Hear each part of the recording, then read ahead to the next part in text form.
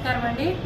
మేము Umral Shah rural development trust Jeevanadi foundation సంయుక్తంగా తెలంగాణ వికలాంగుల సాధన సమితి సహాయంతో ఈరోజు మేము రవీంద్ర భారతి మినీ హాల్లో మహిళా దినోత్సవం అలాగే 12 పుష్కర నదుల పురస్కారాలు అందజేసామండి. అలాగే జీవనది పురస్కారాలు కూడా అందజేసాము.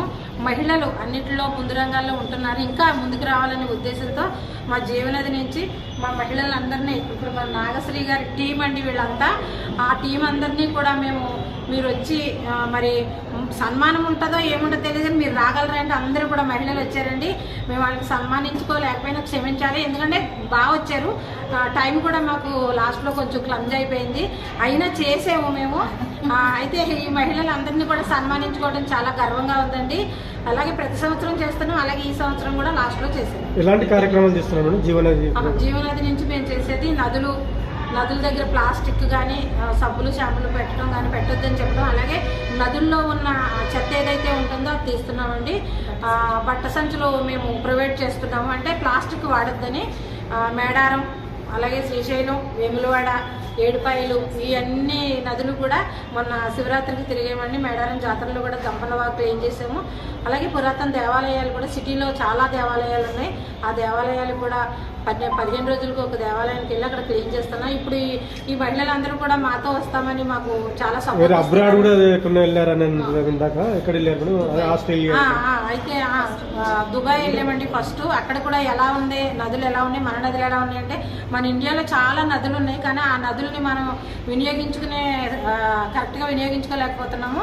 అంటే అక్కడ ఎలా ఉన్నాయో మన ప్రేక్షకులకు చూపించాలని వెళ్ళామండి. అక్కడ చాలా ఇదిగా ఉన్నాయి. అంటే అవి ఇప్పుడు మలేషియాలో నది ఉందంటే అది నది కాదండి, వాళ్ళు సృష్టించారు.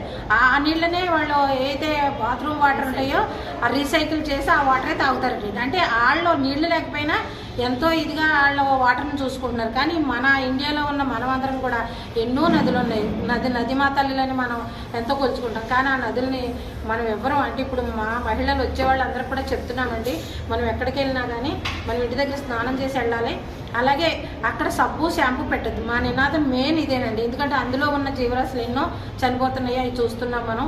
ఇప్పుడు ఇది వరకు ఉన్న జీవరాశులు అన్నీ లేవు, ఇప్పుడు చాలా తగ్గిపోయినాయి.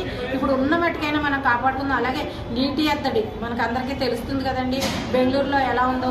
మనకు అది రాకుండా మన తెలంగాణ, ఆంధ్రప్రదేశ్ 2 రాష్ట్రాల్లో కూడా నీళ్ళని చాలా పొదుపుగా వాడుకోవాలండి. ఎక్కువ ఆడవాళ్లే వాడతాం కాబట్టి మేము మా టీము ఎవరైతే మా జీవనదికి సపోర్ట్ ఉన్నారో అందరూ కూడా చాలా జాగ్రత్తగా సహాయం చేసేది. మేమండి మాకు మనీ సాయం కాదండి కావాల్సింది, మెయిన్ మాకు బలం కావాలంటే బలం జనం ఉంటేనే నేను వెళ్ళగలుగుతానండి. అది ఉండి అలాగే మాకు ఛార్జీలు మేము వేరే ఏం కోరుకోమండి. నదుల్లో పంచడానికి, నదుల దగ్గర పంచడానికే జూట్ బ్యాగులు, ఆ సంచులు కావాలండి. మేము వెళ్ళడానికి ఛార్జీలు, తిండి కూడా అవసరమైతే బాగా డబ్బులతో మేము తింటాం, కానీ ఛార్జీలు అంటే చాలా కష్టమవుతుందండి. ఇప్పుడు మేము వెళ్ళే నర్మదా నదికి 5,000 అవుతున్నాయండి ఒక మనిషికి. మేము కానీ అయినా సరే పాపం వాళ్ళు పెట్టుకుని కూడా వస్తున్నారంటే నేను నిజంగా ధన్యవాదాలు తెలియజేయాలండి. మేము ముందు కూడా ఇంకా ఎక్కడ ఏ నదులున్నా మేము వెళ్ళి చేస్తాక రెడీగా ఉన్నాం. అలాగే ఇందాక కిరణ్